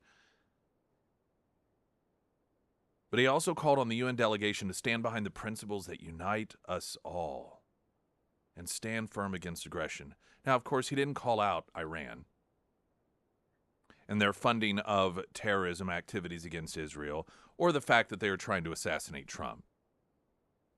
He didn't call out China for its aggression against Taiwan, or the fact that they still have slaves in concentration camps there. No. Didn't call out any of those people, no. I want to read to you some of what Javier Milei, the president of Argentina, said before the United Nations yesterday. And he started out by recognizing the benefit that in the past the United Nations provided to the world, saying we went from having 2 world wars in less than 40 years, which together took over 120 million lives, to having 70 consecutive years of relative peace and global stability under an order that allowed the whole world to integrate itself commercially, to compete, and to prosper. This outstanding success in the history of nations, Milei stated, brought about a prophecy in the book of Isaiah, which the president of Argentina read to the forum, quote, "And he shall judge among the nations, and shall rebuke many people, and they shall beat their swords into plowshares and their spears into pruning hooks. Nation shall not lift up sword against nation, neither shall they learn war any more." Then he began to note that the UN started to mutate, standing before the assembly yesterday saying the following: "This is how we have seen how an organization that was born to defend the rights of man has become one of the principal advocates for the systematic violation of liberty. For example, with the worldwide quarantines during 2020, which should be considered a crime against humanity. In this very House, which claims to defend human rights, bloody dictatorships such as those of Cuba and Venezuela have been allowed onto the Human Rights Council with not even the least reproach. In this very House, which claims to defend the rights of women, the Committee on the Elimination of Discrimination Against Women allows entry to countries that punish women for showing skin. In this very House, systematically, they have voted against the State of Israel, which is the only country in the Middle East that defends liberal democracy while showing simultaneously a total incapacity to respond to the scourge of terrorism. Milei also used his speech to condemn the World Economic Forum, noting that globalism and the moral posturing of the woke agenda have crashed into reality and no longer have credible solutions to offer to real-world problems. In fact, they never had them, he said. If Agenda 2030 failed, as its own promoters recognize, the response should be to ask ourselves if it was not a poorly conceived plan from the beginning, accept that reality and change course. The Argentine president concluded by summarizing the creed of his anti-collectivist libertarian movement in Argentina, quote, "We believe in the defense of life for all. We believe in the defense of the right to property for all. We believe in the freedom of expression for all. We believe in the freedom of religion for all. We believe in the freedom of commerce for all. And we believe in limiting governments, all of them." This is the sort of speech once upon a time that the world looked to the United States to make. And instead, Joe Biden stands up there within the audience, a country that is seeking to assassinate a former president and current presidential contender, and doesn't say a word to them. standing up there before an audience of a country, China, that uses slave labor and has concentration camps and says nothing. Oh, they all get together behind closed doors, pat each other on the back, talk about ways that they collectively can come together and put aside their differences, such as slavery and genocide and stoning women to death for the sin of being raped.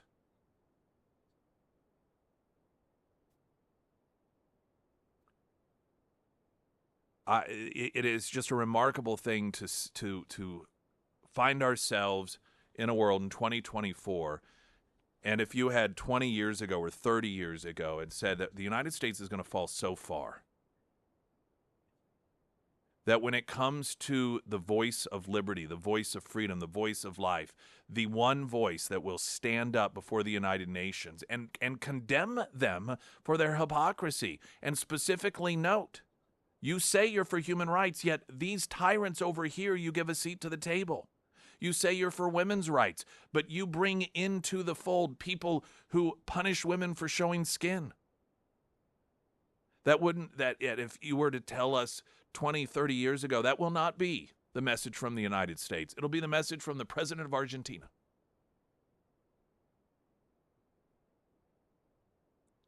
How sad it is that we have lost our way, how far it is that we have fallen, and that the people who look to inspiration for freedom and liberty now have to look to the president of Argentina. It's no longer, and it hasn't been for some time, the president of the United States. Springfield's Talk 104.1, I'm Nick Reed.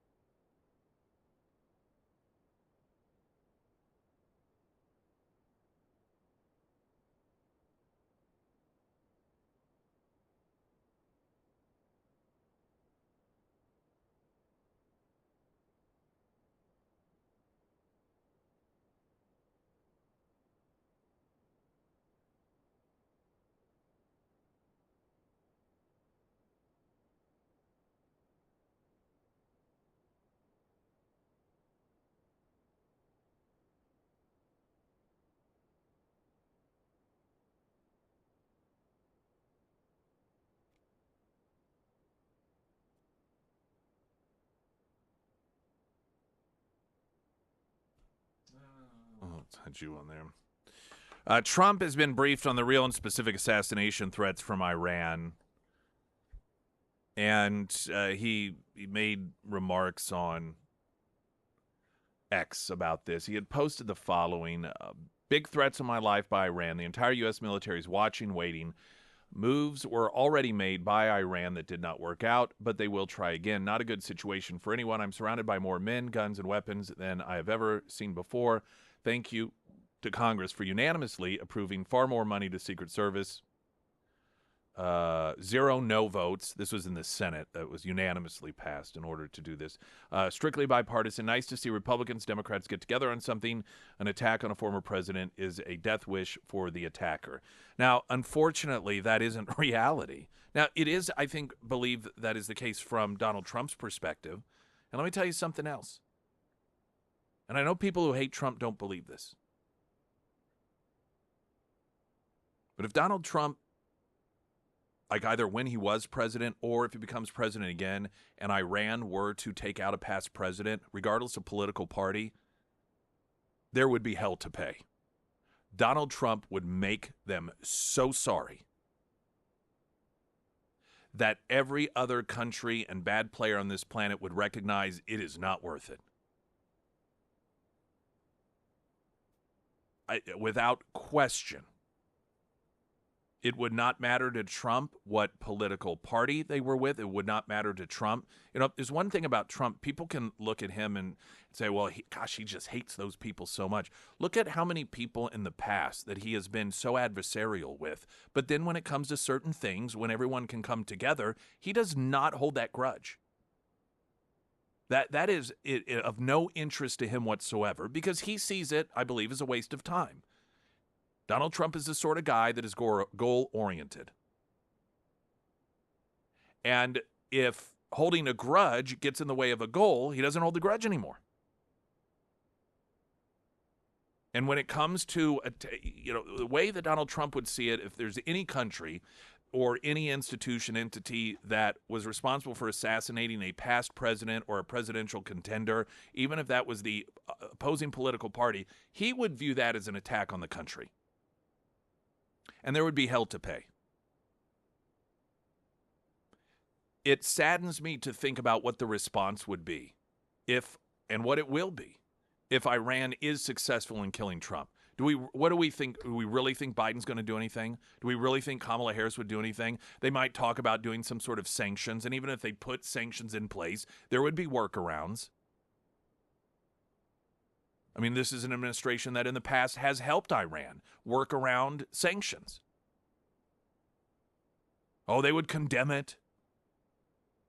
Oh, there would be a speech probably from the Oval Office about, how it is that we cannot stand for this and this is not how, but it would just all be talk. Nothing would be done that sent a message that you do not mess with the United States in a way that was meaningful and made sure that other countries or other terrorists or institutions didn't mess with the United States. So, Trump, when he's talking about how this would be a big mistake for Iran to try to take out a president, a past president, a potential future president, I believe 100% genuinely that is his perspective. The problem is that is not the perspective of the Biden administration, the Harris campaign, and the Democrat, and frankly, the media. In fact, I guarantee you, if Iran, number one, if they do carry it out, there would be every which way but Thursday, the administration talking about, well, we can't really prove that they were responsible for it. Yeah, it looked like it, but there's no real proof that they did it. But then we would hear about how, well, Trump did take out Soleimani. And, we're not saying that we support what Iran did, but when you do that sort of thing, there are consequences, and they'll rationalize it. This is where the Democrats have brought us in 2024. Springfield's Talk 104.1, I'm Nick Reed.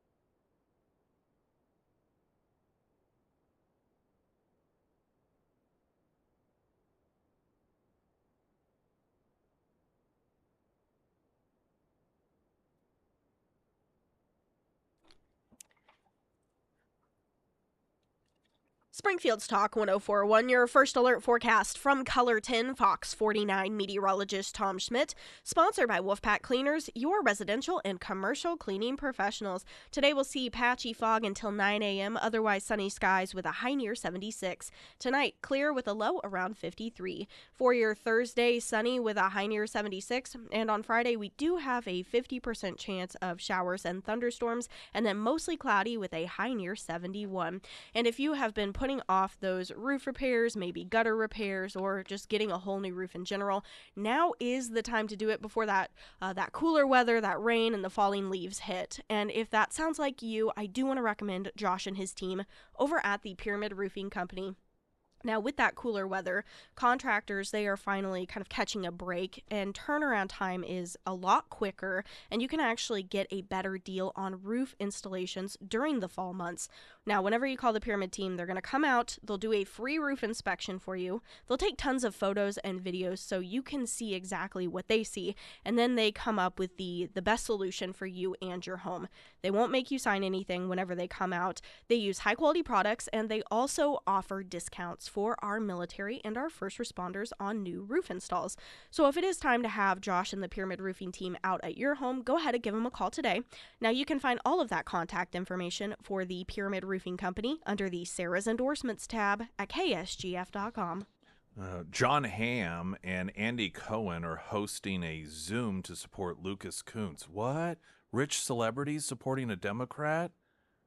That's so uncharacteristic. Never heard of that. Well, that's like, the extremely wealthy people who have absolutely no concept of what the average person's going through in this economy, supporting a Democrat? That's just crazy. I just can't even begin to fathom that.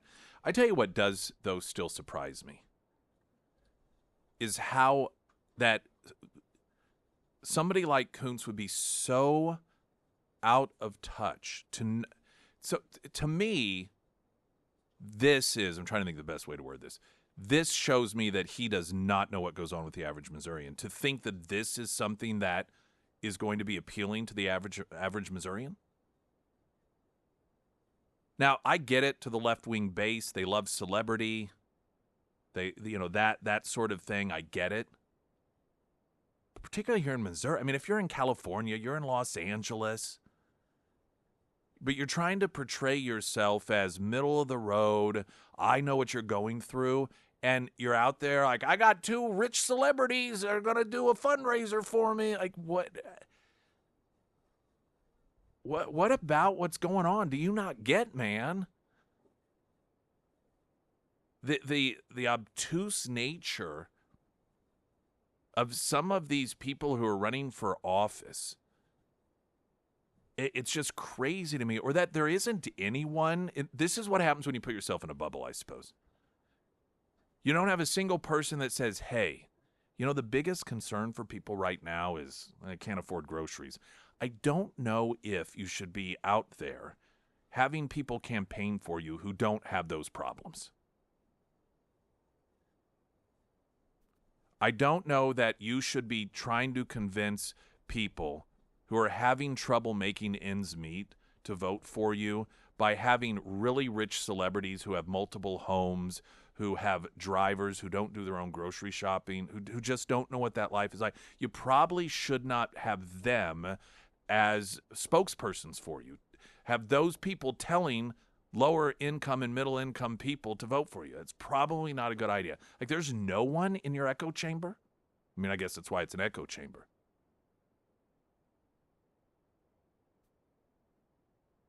And so for me, that is the true demonstration that this is an individual who has no concept what the average Missourian's going through. To not realize how it is that, like, on the flip side of it, Claire McCaskill, though it was so obvious that it was pandering, when she was running for re-election and lost, she was going around in a Winnebago. Remember that? Now, why did she do that? Well, because she was trying to relate to the average Missourian, outdoorsy, down to earth, instead of taking private jets everywhere. You get a Winnebago. And so while I think most people recognize it as pandering, it at least demonstrated she understood the perspective of people in Missouri. But when you are someone, in this case, Lucas Coons, and you're running for U.S. Senate, and instead of doing something like that, like, I got John Hamm and Andy Cohen. I got two really rich people who take private jets places and have no concept of what it means whenever a loaf of bread increases by 20% in price. I don't know. It's a good opponent for Josh Hawley to have, I'll say that.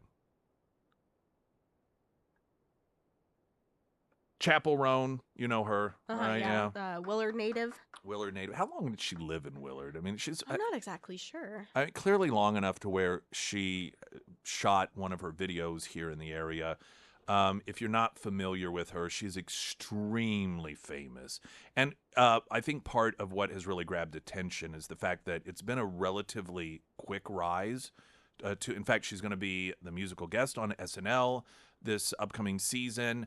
Her music, I think it's good. It kind of harkens to me back, kind of a bit of an 80s feel to it.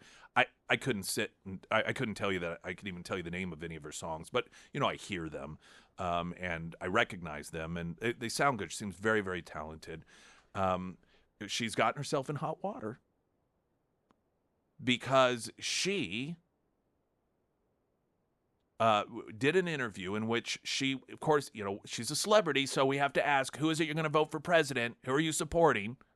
And that question's asked because presumably, particularly given that she, much like Lady Gaga, has a huge following within the LGBT community, so this is an opportunity, again, to trash on Donald Trump and to tell everyone how Kamala Harris is a friend of the LGBT community. But she didn't do that. See, she doesn't understand her role yet. She doesn't understand as a celebrity. Maybe it's because she's not uber rich yet. Once she gets uber rich, then she's really going to have to come out and start supporting the left. But right now, see, her position is, I don't really feel the need to do endorsements. She gave an interview in which she said that she thinks that there's problems on both sides, and she's into critical thinking, and I don't know her. I don't know. I think some people don't necessarily know what critical thinking is. I have no idea. She might have a firm grasp on it. But she encouraged people to use critical thinking, question everything, question both sides, which I agree with. And she's like, that's my approach. She goes, but I don't really feel the need to go out and endorse anyone. Well, you see, one of the things about totalitarians is it's not enough to only not support the opposition. You have no choice. You have to choose a side, and you have to verbally announce your allegiance. This is the totalitarian left. Taylor Swift was coming under heat a couple of days before she gave her endorsement of Kamala Harris, which was no surprise. Again, rich celebrity. I think it was Vanity Fair, Variety wrote this whole lengthy piece about how she'd better do that. It's her responsibility. You can't not be a mouthpiece for the establishment. You have to speak up. You have to chant the chants. You have to recite the pledges. You have to convert the non-believers. You have a, quote, responsibility to use your power in order to recruit people. And so this is what she was hit with. There's an article. This is from The Independent. Chapel Rowan says election remarks were taken completely out of context after backlash. She has clarified her stance on the forthcoming U.S. election after recent comments about whether she was planning to endorse a presidential candidate sparked a fierce backlash online. In a statement, the pop star doubled down on her nonpartisan stance as she said she would stand up for what's right and what I believe in, while confirming that she would not be voting for Donald Trump. Now, I'm waiting for them to attack her because she didn't say she would vote for Kamala Harris. I know how totalitarian mind works. They are obsessed. It is a toxic relationship And she is on the receiving end of it right now. Rowan said in a TikTok shared on September 24th, which was yesterday, I've encouraged people to use critical thinking skills, learn about what they're voting for, learn about who they're voting for, and ask questions, and it's being completely taken out of context per usual. Well, that's because, and this is what, I don't know if she understands this or not, the left demands that you don't think, you just obey. You do not encourage people to critically think. You do not encourage people to learn about the issues. You tell them how to vote, and that is for Kamala Harris. That is your job. In recent months, the singer's track, Phenomenon, I don't even know how to say it, has been co-opted by Kamala Harris's campaign team as other celebrities, including Taylor Swift, Billie Eilish, Chris Rock, and other extremely rich celebrities have supported Kamala Harris. Speaking to The Guardian last week, Roan, 26, said she didn't feel pressure to endorse someone as she has, quote, so many issues with our government in every way. Quote, there's problems on both sides. I encourage people to use your critical thinking skills, use your vote, vote small, vote for what's going on in your city, she continued. I don't know, and I shouldn't stereotype and assume that she's a left-winger. But the substance of what she's saying there is so spot on. Local, know the issues. You shouldn't view it as Republican or Democrat. View it as government. On social media, her remarks were attacked by some critics over her supposed neutrality. So you're not allowed to be neutral. You have to be allegiant. While others falsely claim she had implied she was a Trump supporter. Defending her remarks, she said, there's nuance to what I'm saying in interviews, and I think it's important that people use critical thinking. I think it's important for me to question authority, question world leaders, question myself, question my algorithm, question if some person that tweeted something about someone else is even true. Correct. See, this is why she's getting backlash from the left. She continued, quote, it's important to question because I think that's how we move forward. This is my third election in voting, and the world is changing so rapidly, and I want to be part of the generation that changes things for good because we need it. If you come to my show, if you read my full interviews, if you literally know anything about me and what I stand for, you know that this is not lip service, this is not virtue signaling. My actions have always paved the way for my project and the people who know me. Actions speak louder than words, and actions speak louder than an endorsement. She ended her TikTok by reading the full quote from her interview, which she said some people are just not reading. Quote, so hear it from my mouth if you're still wondering, no, I'm not voting for Trump. And yes, I will always question those in power and those making decisions over other people. I will stand up for what's right and what I believe in. And it's always at the forefront of my project, and I'm sorry that you fell into the clickbait.